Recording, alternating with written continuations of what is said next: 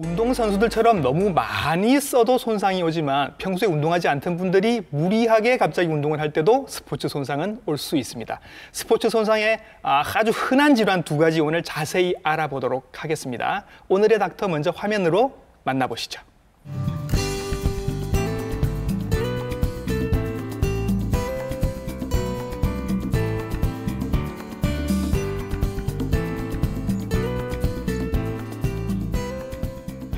스튜디오로 모셨습니다. 정형외과 전문의 방진영 선생님이십니다. 선생님 안녕하세요. 안녕하세요. 예. 정형외과 전문의 방진영입니다. 예, 오늘 스포츠 손상에 대한 아주 중요한 궁금증들 여쭤보도록 하겠습니다. 어깨 회전근개라고 말씀을 하셨습니다. 이거 어깨 쪽인 것 같은데 처음 들으시는 분들도 많을 것 같아서 조금 그림을 보면서 설명을 좀 드릴까요? 어깨의 구조에 대해서 잠깐 설명을 드리겠습니다. 어깨 이쪽이 앞쪽이고 이쪽이 옆쪽이 되겠습니다. 어깨 회전근개라고 하는 것은 우리 상완골 위에 붙어 있는 4개의 힘줄을 얘기를 하는데요. 이 힘줄이 그 구조물 위에 있는 어깨 천장뼈와 이런 옆에 있는 인대 구조물에 자꾸 충돌돼서 염증이 생기는 것을 저희가 충돌 증후군이라고 하고요. 그 충돌 증후군이 지속적으로 치료가 안 되고 방치했을 때는 그 밑에 있는 회전근개의 힘줄이 파열로 진행을 하게 됩니다. 많은 외래 환자들이 이런 병으로 지금 내원을 하고 있습니다. 화면을 지금 보니까 이제 뼈와 근육이 비교적 가까이에 있는 것 같고 이렇게 스치는 게 이제 충돌 증후군이고 스치다가 결국 어느 순간에 파열이 되게 되면 회전근개 파열이다 이런 말씀이신 거죠? 네, 맞습니다. 자, 그러면 이게 왜 생기는지 한번 여쭤봐야 되겠네요. 네, 그 회전근개의 파열은 명확한 원인이 없고 여러 가지가 복합적으로 일어나는 것으로 되어 있습니다. 하지만 크게 두 가지로 정리를 할 수가 있는데요. 내적 요인과 외적 요인 두 가지가 있겠습니다. 내적 요인은 힘줄이 퇴행성 변화로 인해서 점점 약해지고 나이 먹어서 그렇다 이 얘기인가요? 그렇죠. 퇴행성 변화인 거죠. 그렇게 되면은 아무래도 혈액순환도 좋지 않아지고요. 점점 힘줄에 대한 영양분이 공급이 되는 게 떨어지기 때문에 힘줄은 약해지게 됩니다. 또한 이제 외적 요인으로는 아까 말씀드렸다시피 주변에 있는 뼈나 인대 구조물에 힘줄이 자꾸 충돌이 되면서 염증이 생기고 파열로 진행을 하게 됩니다. 하지만 이게 어느 한 가지가 더 중점적으로 부각되는 게 아니고요. 다양한 것이 복합적으로 작용이 되어서 힘줄 파열이 일어난다고 보시는 게 맞겠습니다. 오늘 주제가 이제 스포츠 손상이니까 결국은 나이가 들어서 어깨가 약해지기도 하지만 많이 써서 그렇게도 된다는 얘기인 거죠. 좀 젊은 층에도 많이 생기는 거. 생활 속에서 발병을 일으키는 원인을 보면요. 일반적으로 40대 이상 장년층에서는 아까도 말씀드렸다시피 회전근개의 퇴행성 변화로 인해서 힘줄이 약해져 있고요. 그 상태에서 좋지 않은 어깨 자세에서 팔을 반복적으로 들어 올린다거나 무거운 물건을 든다거나 또는 팔을 딛고 넘어지는 그러한 동작이 있었을 때 파열이 진행이 되겠고요.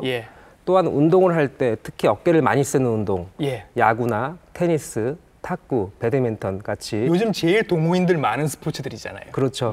그런 운동을 할 때 아무래도 어깨 힘줄이 주변 뼈 구조물에 자꾸 부딪히면서 문제가 생기는 경우들이 많습니다. 그렇게 되면서 힘줄 파열로 진행하는 경우가 상당히 많습니다. 근데 방금 말씀하셨던 그런 종목들을 보면 주로 다 팔을 드는 동작들이 많은데 던지거나 뭐 치거나 하는 그리고 어깨를 이렇게 자꾸 위로 올리는 동작들이 무리가 온다 이렇게 이해를 하면 될까요? 그 동작을 했다고 무조건 무리가 가는 것은 아니고요. 우리가 그런 동작을 하기 위해서는 어깨 주변 자세가 좋아야 되는데 대표적으로는 허리를 쫙 펴고 하는 게 중요할 거고요. 역시 또 가슴짝. 저는 항상 외래에서 허리짝, 가슴짝을 강조를 드리는데요. 허리짝, 가슴짝. 야, 좋네. 그런 동작이 되지 않은 상태에서 어깨를 쓰다 보면 아까 말씀드렸다시피 어깨, 뼈 주변에 자꾸 힘줄이 걸리는 일이 발생합니다. 그렇게 되면서 손상이 오게 되는 것입니다. 나중에 또 말씀을 드리겠지만 그러면 어깨를 들어 올릴 때 선생님 좋은 자세 지금 일단 한번 짚고 넘어갈까요? 어떤 자세가 가장 좋은 자세일까요? 어깨를 들어 올릴 때. 항상 생활하실 때 배에 좀 힘을 지니고 지내시는 게 좋습니다. 배에 힘을 주게 되면요. 허리가 펴지게 되고요. 그리고 가슴을 활짝 열려고 하는 이런 동작. 이런 동작, 흔히 발레리나 동작이라고 하는데요. 이런 동작을 하다 보면 우리 어깨 힘줄이 작용할 수 있는 구조 자체가 넓어집니다. 이런 상태에서 어깨 운동을 하시면 많은 도움이 될 것입니다. 허리 펴고 어깨 펴고 이 상태에서 어깨를 들어 올리는 건 별 문제가 없다. 예, 맞습니다. 근데 그렇게 하지 않고 그냥 준비가 되지 않은 상태에서 뭐 이렇게 하는 이런 동작들이 나쁠 수 있다. 예, 특히 우리나라 중년 여성들 보면요. 가슴 이렇게 움츠리고 있는 분들이 많이 있거든요. 맞아요. 많아요. 예. 그런 동작에서 팔을 쓰다 보면 아까 말씀드린 대로 충돌되는 작용들이 계속 발생하기 때문에 이게 반복적으로 쌓이다 보면 결국에는 회전근개 파열로 진행이 되겠습니다. 여성들 방금 말씀하셨어요. 예. 여성들 중에는 이제 별로 운동에 관심이 없으신 분들도 많잖아요. 예, 그렇습니다. 뭐 그냥 꽃꽂이 이렇게 하시고 자수 같은 것만 하시는데 이런 분들도 스포츠 손상, 어깨 손상이 온다고 하더라고요. 뭔가 이유가 있나 봐요. 예. 우리들이 가사 일을 할 때요, 주부들이 흔히 빨래, 설거지, 청소 등을 할 때 결국엔 어깨를 많이 쓰게 되거든요. 그렇죠. 그런 동작에서 결국에는 힘줄이 마찰이 일어나는 경우들이 많이 일어나고요. 또한 취미생활로 붓을 오랫동안 들고 그림을 그리시는 분들도 있습니다. 자수도 마찬가지고요. 그러한 경우에는 아무래도 힘줄이 오랫동안 주변 뼈 구조물에 충돌이 돼 있는 상태가 유지될 가능성이 많습니다. 그랬을 때 힘줄 파열의 빈도가 높다고 볼 수가 있겠고요. 또 직업적으로도 계속 반복적으로 어깨 위로 손을 올려서 일을 하시는 분, 뭐 들어 올리는 게 일인 분들 그런 분들 있으실 특히 뭐 인테리어에 종사하시는 분들이 그럴 수 있겠죠. 도배하시는 분들도 그럴 것 같고. 맞습니다. 그리고 뭐 택배 상자 같은 거 이렇게 계속 올리시는 분들도. 무거운 물건 들고 계속 이렇게 지내시는 택배 기사분들도 고위험군에 해당하겠습니다. 그러니까 자기도 모르게 운동을 하지 않아도 어깨를 많이 쓰고 있고, 심지어는 가정주부라 할지라도 평소에 여러 가지 동작들이 어깨를 많이 쓰고 있기 때문에 어깨 손상은 언제든지 올 수 있다. 맞습니다. 이렇게 이해를 하셔야 될 것 같습니다. 자, 그러면 나도 모르게 이제 파열이 될 수 있잖아요. 회전근개 파열, 힘줄이 파열될 수 있습니다. 증상이 있겠죠. 내가 딱 눈치챌 수 있는. 일반적으로 회전근개 파열이 있었을 때 가장 큰 증상은 통증입니다. 아야, 아프다. 갑자기 팍 오는 거겠죠. 그렇습니다. 그래서 팔을 들 때 상당한 통증을 느끼게 되고요. 또한 물건을 또 들 때 역시 어깨에 통증을 느끼게 됩니다. 특히나 이런 통증이 밤에 누울 때 야간통이 더 많이 발생을 하게 됩니다. 이런 경우에 우리들이 회전근개 파열이 있다고 생각해 볼 수 있겠습니다. 저도 어깨가 아파서 병원에 가본 적이 있었는데 올 게 왔다. 50견이다 라고 진단을 받고 치료를 받은 적이 있었습니다. 그래서 대부분 어깨 아프시면 일단 그 정도 연세가 되시면 다 50견부터 생각을 하시거든요. 이 50견이랑 오늘 말씀드리는 회전근개 파열은 뭔가 좀 차이가 있나요? 그 분명한 증상의 차이는 있는데요. 일단 일반인이 알 수 있는 입장에서 말씀을 드리면 50견의 경우는 팔을 아무리 애를 써서 들려고 하더라도 들 수가 없습니다. 통증 아파서 때문에요. 못 들겠더라고요. 통증 때문에도 그렇고 누군가 수동적으로 올려주려고 해도 어깨가 굳어버려서 움직이질 않습니다. 굳었다 그래서 우리말로 동결견이죠. 맞습니다. 동결견도 또 다른 진단명입니다. 같은 말입니다. 그리고 이제 거기에 비해서 회전근개 파열은 회전근개 파열은 50견에 비해서는 팔을 어느 정도 올릴 수는 있습니다. 하지만 그 팔을 쓸 때 통증이 상당히 있는 편이고요. 만약에 파열이 많이 증가했을 때는 근력 저하까지 나타나기도 합니다. 근육이 파열됐으니까 힘이 없겠죠. 그렇죠? 맞습니다. 그래서 이제 근력도 떨어지는 거고.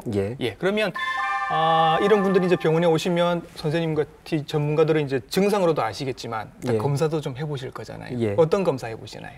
일단은 제일 중요한 거는 신체 검진입니다. 영상학적보다는 신체 검진을 통해서 환자분을 직접 저희들이 만져보는데요.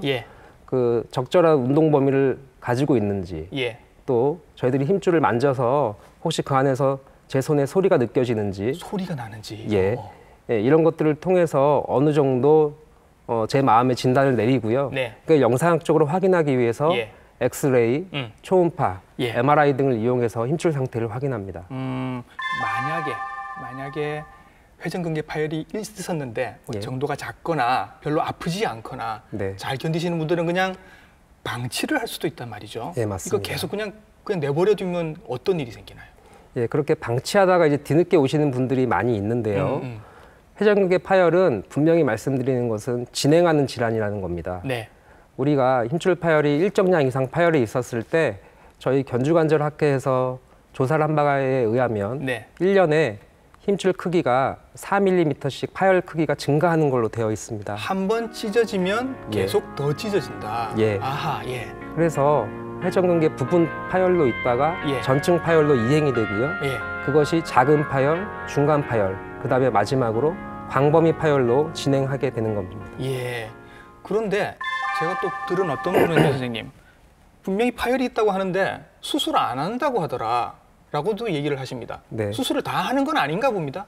예, 우리가 회전근개 파열이 있었을 때 그 원래 힘줄 두께 50% 미만이라고 하면요.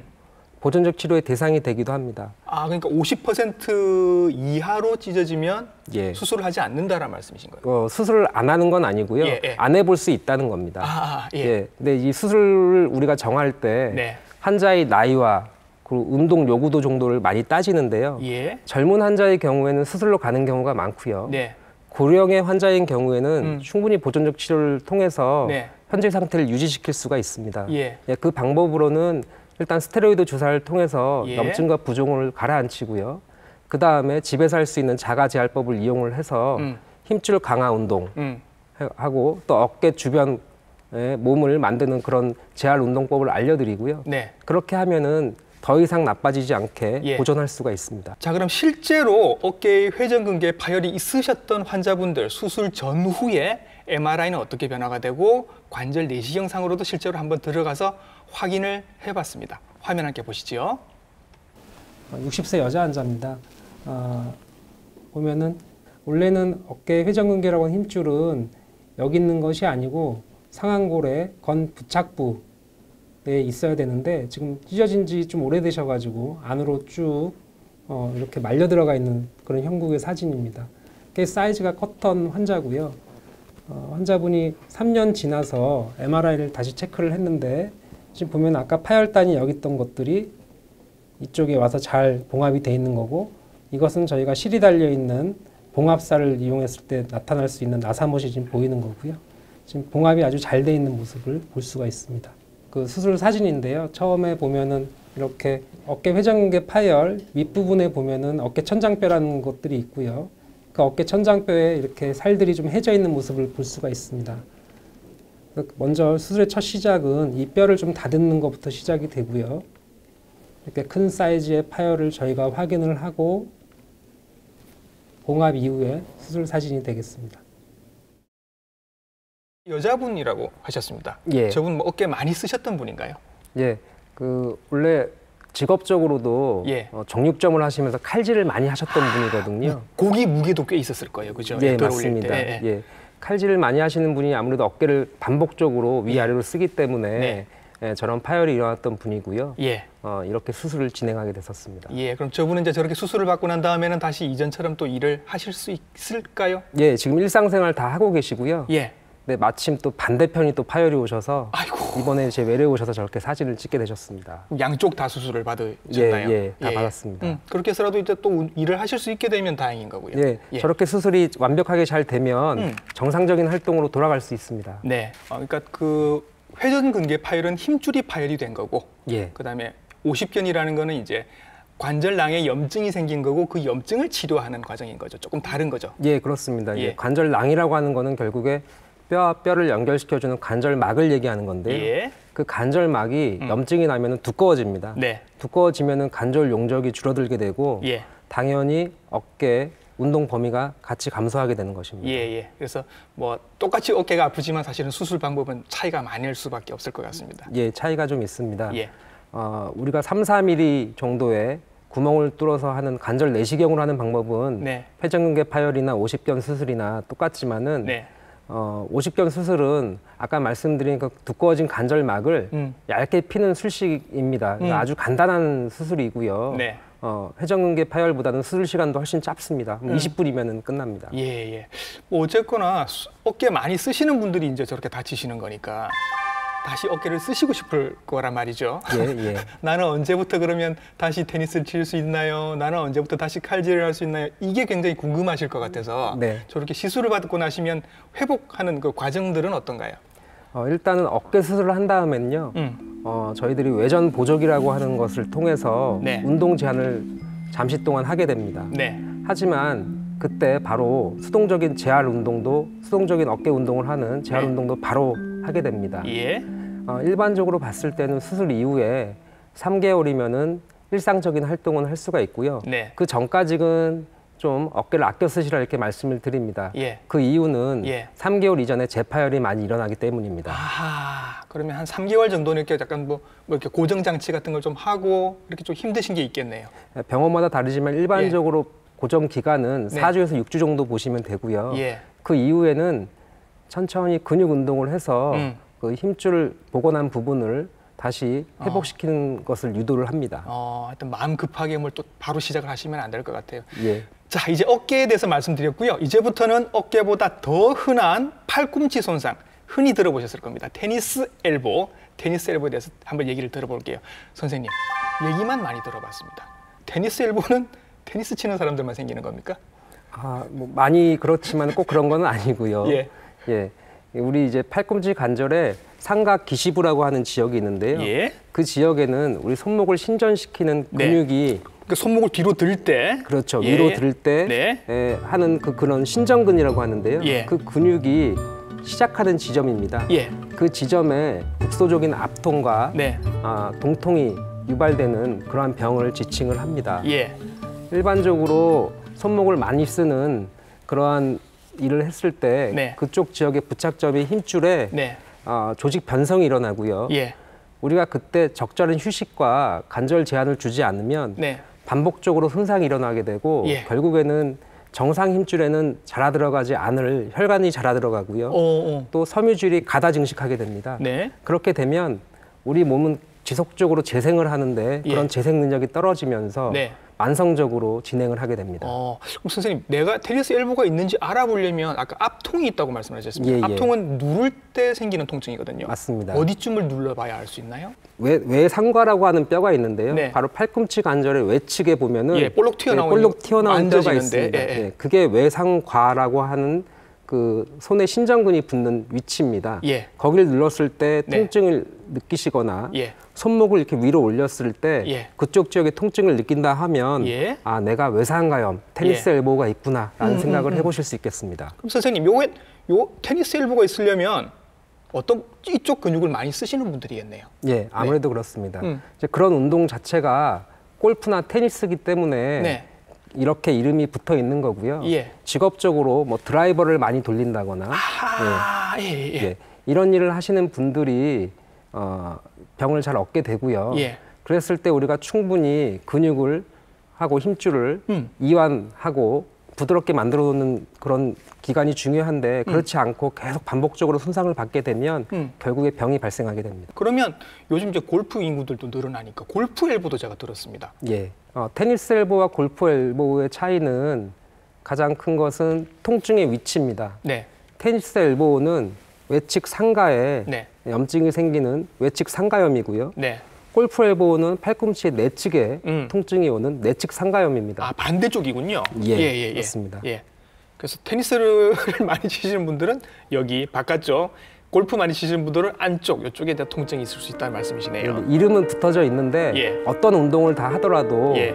손을 많이 쓰는 운동을 하시는 분은 이 두 가지 병이 다 올 수가 있습니다. 하긴 뭐 우리가 하는 운동 치고 팔, 어깨 안 쓰는 운동이 없을 것 같습니다. 기껏해 축구, 족구 정도는 이제 팔을 안 쓸 수 있는데 예. 뭐 다른 스포츠들은 거의 다 팔을 쓰게 되니까요. 자, 그래서 실제로 테니스 엘보로 병원을 찾으시는 분을 저희가 인터뷰를 했습니다. 어떤 증상 말씀하시는지 함께 들어보시죠. 한 1년 반 정도 됐죠. 그 전에는 뭐 약간 쉬다고 할까요? 우리가 보통 어디 그러면 그 정도 어쩌다가 뭐 이랬는데, 그러니까 이 테니스 이쪽에 그 엘보 쪽에 맨 끝에 그 뼈 있는데 딱 그 부분만 처음에 아프기 이렇게 시작합니다. 시리용으로. 찬바람이 뭐 선풍기라든가 아니면 에어컨이라든가 뭐 찬바람이 나올 때는 그게 더 시렵고, 그래서 저는 어떤 때는 긴 옷도 이렇게 주로 더워도 입을 때가 좀 많이 있었습니다. 그러다가 이제 이게 더 근육까지 아프게 되더라고요. 불편한 점이 좀 상당합니다. 특히 이제 물건을 많이 들을 때라든가, 심지어는 그 컴퓨터 할 때, 마우스 할 때, 이 가운데 손가락을 이렇게 롤링 할 때라든가, 이런 때도 좀 여기가 안 좋습니다. 저녁 때 이제 찬바람이 날 때, 바람이 많이 불어가지고, 뭐, 야외 운동을 한다면 팔이 먼저 시립니다. 그러면서 이제 이게 약간 붓고. 얘기 들어보니까 많이 불편하셨을 것 같은데 네. 그 말씀하시는 증상 중에 좀 특별한 게 있습니다. 팔이 시리다, 찬바람이다, 또 팔이 시리더라. 실제로 저런 증상도 느끼십니까? 염증이 심할 때는 그럴 수도 있고요. 예. 저분은 특히나 다른 병원에서 국소적으로 스테로이드 주사를 좀 맞고 오셨던 분인데요. 예. 스테로이드 주사를 맞았을 때 일시적으로 좋은 호전을 보이긴 하지만 시간이 지났을 때 저런 아까 말씀드린 그 환자분이 말씀하셨던 것처럼 저런 증상을 나타내는 경우도 흔히 있습니다. 네. 그리고 또 불편한 거 말씀하시는데 마우스를 할 때도 손가락을 들어 올릴 때마다 아프다.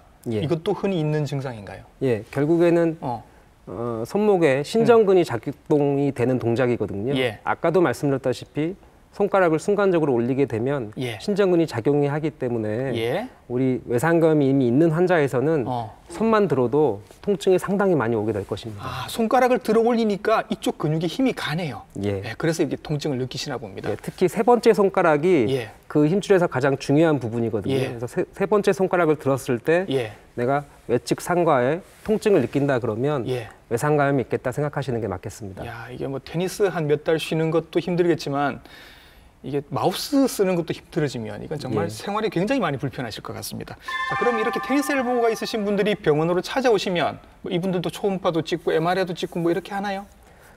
저희들이 추가적인 검사는 하기는 하는데요. 네. 이 외측 상가염이라고 하는 거는 네. 신체 검진만으로도 확진이 네. 됩니다. 예. 그래서 일단 저희가 동통의 부위를 확인을 하고요. 예. 통증 유발 검사를 해서 이분이 외상가염이 있겠구나라고 예. 생각을 하게 되는데요. 하지만 이 외측 상가염하고 감별해야 될 병 몇 가지가 있습니다. 그래서 그거를 감별하기 위해서 엑스레이하고 초음파를 저희는 시행하고 있습니다. 자, 그렇게 해서 이제 확인을 하셨어요. 네. 테니스 엘보가 맞아요. 예. 외측 상과염. 그러면 이제 치료는 어떻게 하시나요? 네, 대부분의 치료는 소염제나 물리치료 그리고 보조기를 이용한 자가재활을 이용해서 대부분 많은 호전을 이루고 있습니다. 거의 뭐 수술 얘기는 지금 안 하시는 것 같네요. 그죠? 예, 수술로 가는 경우는 극히 드물고요. 예. 그게 치료가 잘 안 됐을 때는 저희들이 체외 충격파 등의 네. 근거 있는 치료를 시행을 하고요. 예. 만약에 아까도 잠깐 언급드렸다시피 국소적으로 스테로이드 주사를 많이 맞고 재발을 계속 하시는 분들은 네. 저희들이 불응성 외상가염이라고 판단을 합니다. 예. 불응성이라고 하면은 어떠한 보존적 치료에도 듣지 않는다. 반응을 안 하는 것을 말씀드리는 건데요. 그런 경우에는 저희들이 수술적 치료를 시행을 합니다. 네. 수술적 치료는 채소 절개법으로 하는 방법이 있고요. 아니면은 관절 내시경을 이용해서 예. 해당 근육을 유리시키는 그런 술식을 시행하기도 합니다. 예. 방금 이제 치료 방법 중에 하나로 설명을 하셨는데 체외 충격 초음파 체외 충격 예. 치료를 말씀하셨습니다. 예. 요거 최근에 받으신 분들이 주변에 꽤 있으셔서 예. 반응은 1번 아프다. 네. 2번 약간 비싸더라. 네. 이게 어떤 의미가 있는 치료입니까, 이게? 체외 충격파라고 하는 것은요. 네.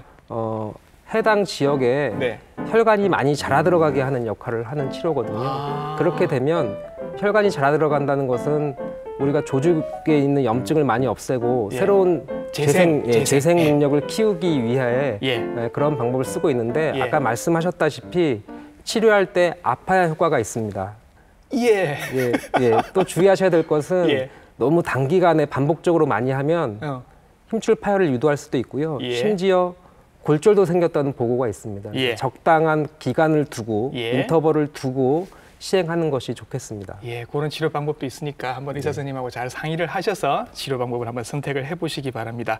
자, 그러면 우리 회전근개 근육들을 보호하기 위한 어깨 근육을 위한 스트레칭을 화면으로 저희가 준비를 했거든요. 여러분들 보시고 혹시 집에 엘라스틱 밴드가 있으시면 같이 한번 따라서 해보시기 바랍니다. 이렇게 하시면 됩니다.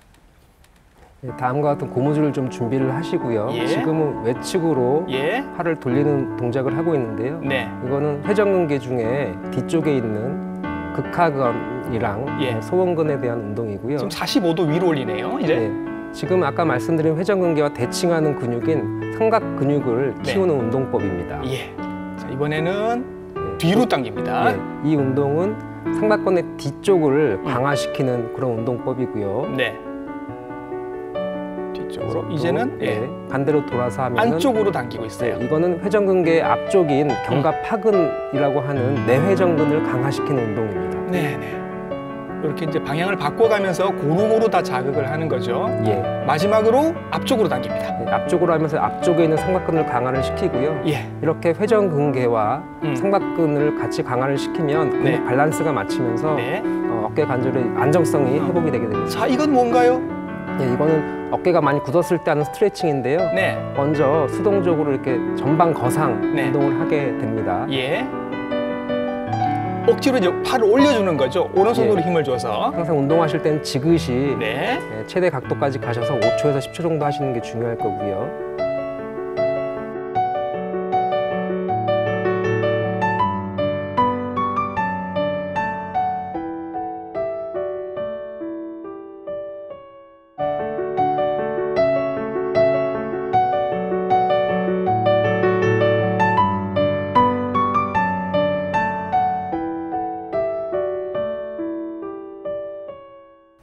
네, 화면 보고 이제 어깨 다 풀어주셨습니다. 이제는 우리 팔꿈치도 풀어줘야죠. 팔꿈치 푸는 스트레칭 동작은 스튜디오에서 직접 한번 해보겠습니다. 자, 따라서 같이 해보시죠.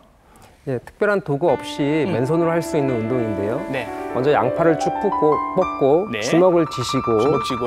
예, 그다음에 손목 신정근을 강화하는 운동인데요. 네. 이렇게 위쪽으로 쭉 당겨주는 겁니다. 아, 이렇게 해서 이렇게. 예, 5초 정도 지난 다음에는 반대로 쭉 주먹을 내려줍니다. 이거는 예. 그 손목 신정근을 스트레칭하는 땡겨요. 방법입니다. 이게. 예, 당기죠. 예. 예. 이렇게 해서 횟수는요. 예.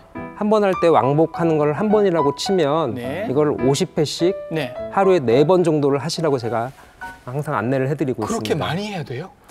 이게 하는 게 쉽지가 않거든요. 예. 쉽지가 않은데 처음부터 무리해서 50번을 다 하시면 오히려 여기 통증이 더 생길 수가 있습니다. 그래서 예. 내가 할 수 있을 만큼 조금씩 운동 횟수를 늘려가면은 팔꿈치 건강을 지킬 수 있는 좋은 예방법이 될 것입니다. 자, 이 여름에 이미 뭐 스포츠 즐기고 계신 분, 열심히 하고 계신 분들 굉장히 많으실 텐데 하시는 만큼 또 스포츠 손상이 올 수밖에 없단 말이죠. 네. 이분들 손상 당하지 않게 좀 예방할 수 있는 그런 마지막 당부 말씀이 있으시면 해주시면 좋겠습니다. 평소에 운동을 안 하시다가 갑자기 어깨나 팔꿈치 운동을 하시려고 하면요. 네. 항상 전문 트레이너의 도움을 받아서 네. 나에게 맞는 운동을 처방을 받으셨으면 좋겠습니다. 예. 또한 주부들도 평소에 내 가족을 위한 거니까 네. 항상 했던 일이니까 하면서 예. 무리하게 일을 하지 마시고요. 예. 특별히 뭐 무거운 물건을 들거나 아니면은 나를 일이 있을 때는 주변 가족분들의 도움을 요청을 받아서 네. 어깨 팔꿈치에 충분한 휴식을 주시면은 예. 우리가 퇴행성 변화를 막을 수 있는 데 도움이 될 것으로 보입니다. 예. 무거운 물건 드실 일이 있으시면 뭐 자녀분들 시키셔도 되고 남편 시키셔도 됩니다. 그리고 운동하실 때 쉬엄쉬엄 하셨으면 좋겠습니다. 우리가 운동선수가 아니니까 살살 하면서 오래 쓰는 게 중요하지 않겠습니까? 오늘 좋은 말씀 스포츠 손상에 대해서 스포츠 손상을 예방할 수 있는 여러 가지 팁을 많이 주셨습니다. 정형외과 전문의 방진영 선생님이셨습니다. 선생님 오늘 수고 많으셨습니다. 네, 감사합니다. 네.